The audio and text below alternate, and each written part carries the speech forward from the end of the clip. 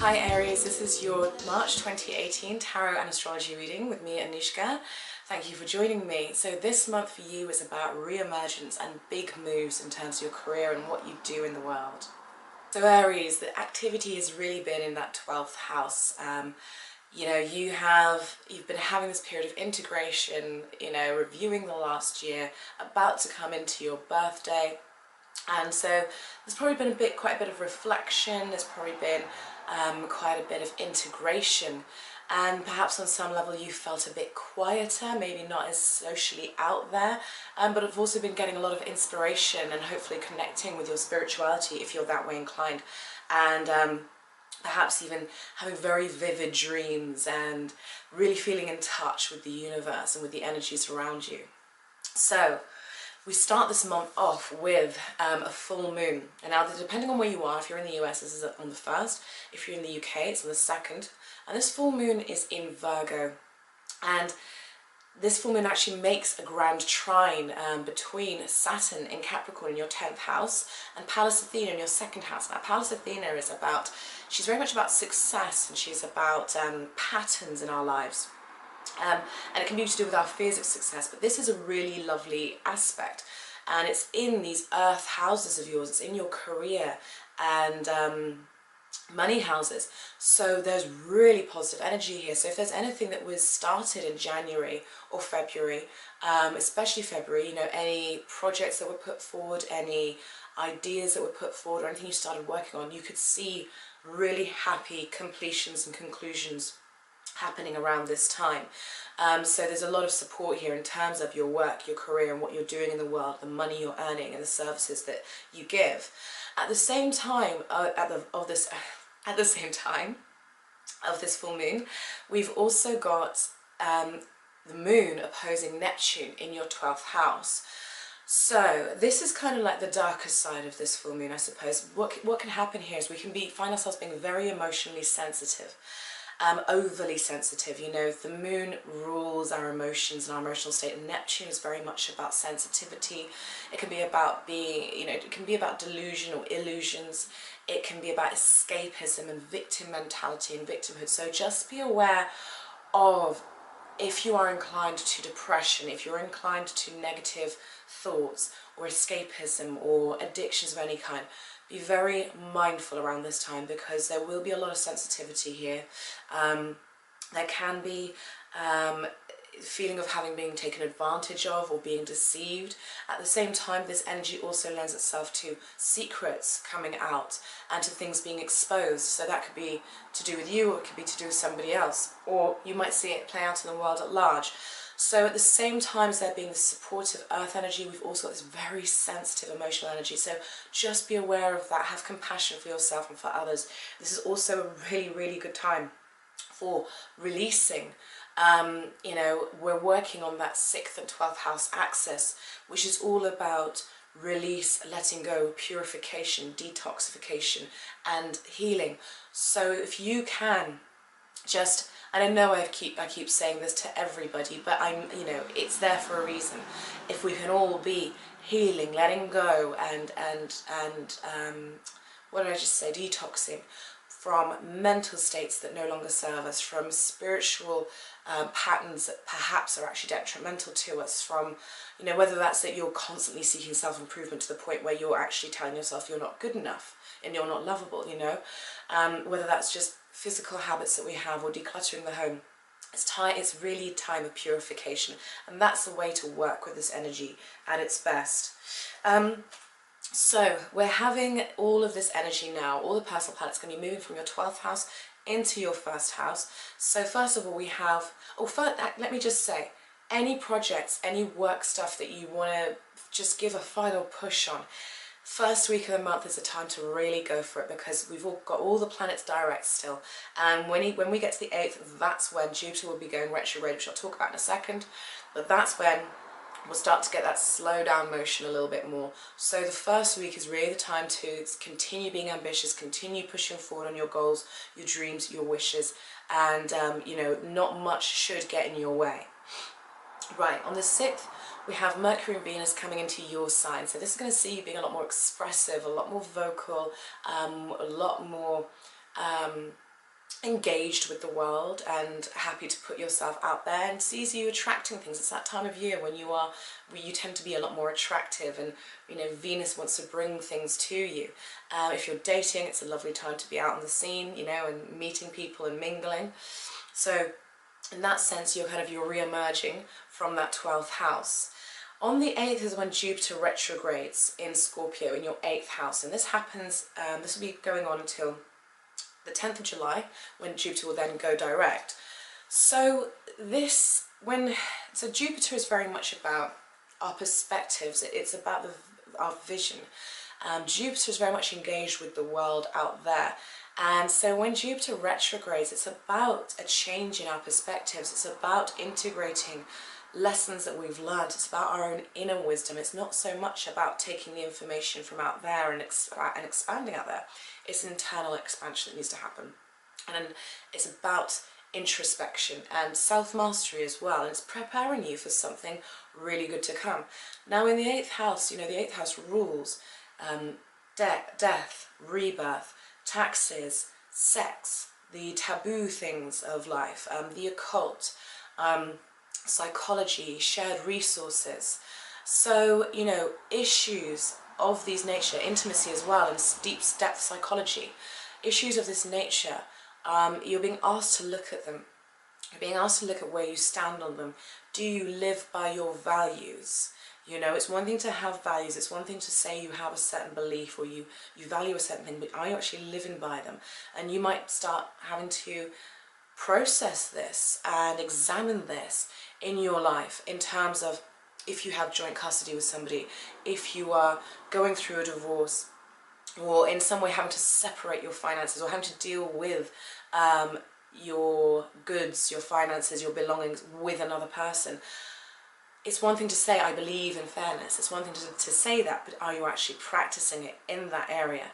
You know, this could also play out in terms of sex and intimacy and your relationship to it, and how much you value intimacy, what sex actually means between you and your partner. How closely do you relate? Is it just a physical thing, or is it more than that? You know, this is that time when you will have the answers, and it's up to you to live by those values and those beliefs that you say you do hold. And if you can't, then why can't you? You know, maybe they aren't truly your beliefs in the first place. So this will be a time of reviewing those kinds of things. So it's quite deep, and it will be different for each one of you, how it plays out. And you know, the 8th house can be quite a mysterious house, but certainly things of that nature you're going to find yourself exploring them on an internal level. And this might see, as a result, you needing some space in order to examine your feelings, especially in relationship. You might need, and I don't mean a breakup or anything like that, but you might just find yourself feeling that you need time to really understand what it is that feels right for you, what it is that feels comfortable with you within an intimate relationship, and explore your values and beliefs around that. On the 17th, we have a new moon in your 12th house in Pisces, and this new moon is, once again, you know, this is about healing. This is about that decluttering and that detoxification. And so really great time to just continue that cycle of getting rid of anything that no longer serves us, you know, as we build our way up to spring in the northern hemisphere. In that symbolically,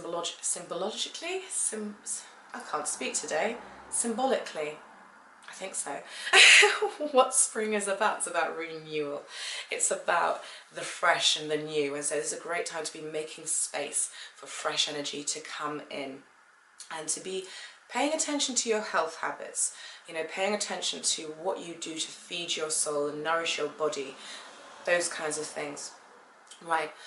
On the 20th, the sun enters your sign. Happy birthday, Aries. So this is where you're a lot more exuberant.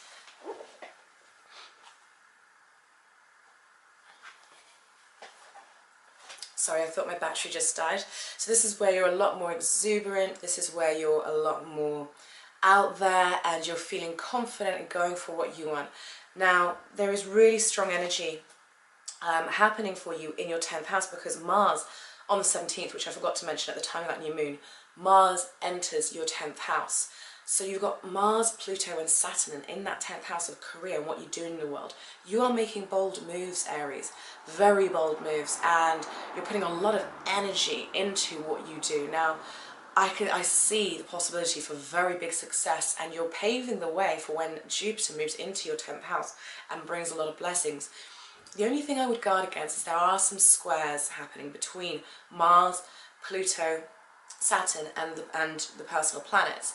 So just try not to be too it's my way or the highway when it comes to career and work. And you know that you could find otherwise that you're clashing with authority figures and that there are power struggles going on. So just be aware of that. You've got a lot of drive, you've got a lot of energy, and you're feeling you've got that go-getter energy, which is fantastic. But just be sure that you're not bulldozing anyone in order to get to where you want. Okay? Right. Then on the 23rd is when good old Mercury decides to go retrograde. Yay! And that Mercury will be retrograding in your sign, yes. So this can play havoc with communication. This can play havoc with agreements and, you know, and technology and these kinds of things. Just be mindful of that. Make sure to double check everything, especially when it comes to contracts. You've got so much work energy and career energy going on, and you know there's that stuff going on in your 8th house. So just be careful to make sure that any contracts, any agreements that you are signing, you are triple checking. Okay, I want you to be very careful of that this month, Aries. But yeah, you know, the Mercury retrograde usually means that there's something that we need to go over. There's something that needs to be examined again. And if it's to do with work, it could be to do with yourself. You need to rethink how you present yourself. But it could also be that a project needs to be looked over again. Was that idea really realistic? Is it feasible? Do we need to rework it? That kind of thing. It's a great time for reworking ideas and improving on them. Right, then on the 31st we have that full moon in Libra, which is the second full moon of the month. So this is a blue moon, and it's our second blue moon already this year. So this is a blue moon, and this full moon in Libra is going to highlight relationships, and it's going to highlight whether it's business relationships or romantic relationships, whatever it is, your one-to-one relationship, it's going to highlight them. It's going to highlight how you're there for one another, and bring issues, you know, to do with your relationships to the forefront. Now the thing is, this moon is going to be squaring Saturn in Capricorn in your 10th house and opposing Mercury in your sign. So this can play out as quite tricky energy where we're actually being quite argumentative and tough and not wanting to budge in our relationships. Now, once again, if you are in partnership with somebody business-wise, if you are going for new contracts or for a new job, be very aware of this energy. What's needed here is compassion, because Cancer is the one thing that's missing from this. Okay, we've got Libra involved, we've got Aries involved, we've got Capricorn, and what's opposite to Capricorn? Cancer. Cancer is about compassion. Cancer is about being sensitive to other people's needs. And the danger with this full moon is that we could end up lambasting our way through situations. So just be aware of that. Try and bring in some sensitivity, some understanding, so that everyone's needs are met, so that everyone can be can come to some kind of compromise, be that in romance, in work, whatever it may be. Because otherwise this could play out where you're feeling like you've been misunderstood by somebody, and it could be on the job, it could be in relationship, and this could just cause a real kind of rubbing up, rubbing each other up the wrong way, and a bit of an emotional confrontation. So that's the only thing really that I would just be wary of. Also on the same day, Venus then enters Taurus and goes into that second house of your finances, your income. So you'll start to see more blessings coming around here, the money that you earn, the money that you attract. And it's also to do with your self-worth as well. And so you're going to find yourself, this is where the energy is going to shift, it's going to be about my money. But that's how you're going to finish off the month. So I hope you enjoyed that reading. Now onto your tarot.